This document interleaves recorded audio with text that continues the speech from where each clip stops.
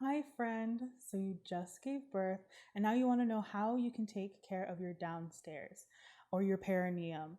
Your perineum just went through a lot in order to get your baby earthside, and so you want to take some extra time to just rest your body in order to let your downstairs heal. You want to take those first 40 days of your baby's life in order to just rest and do less. That's the first thing that you can do in order to heal your body is rest. Those first 40 days will also land around that 6 week mark when your provider can clear you for a little bit more rigorous activity once you've done your healing process. A huge tool for perineum healing is the peri bottle. This is the Frida upside down bottle. It's really well shaped. You fill it with warm water and you squeeze the water onto your perineum and your downstairs as you're urinating or as you are going to the restroom, which will alleviate pain, but it will also clean you. You want to use water like a bidet.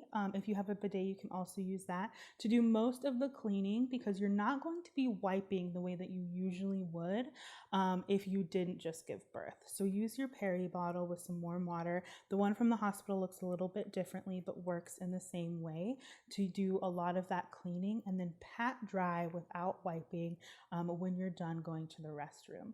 You can also add a little bit of witch hazel, alcohol-free witch hazel, and squirt that in your perineum to help with healing as well.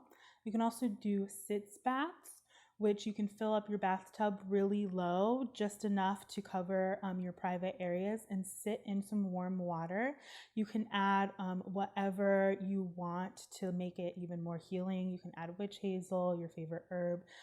That's between you, your provider, and your cultural practices. You can also create a sitz bath by using saran wrap on your toilet to create a little bit of a bowl of water that you can sit in on your own toilet seat, which is super helpful as well.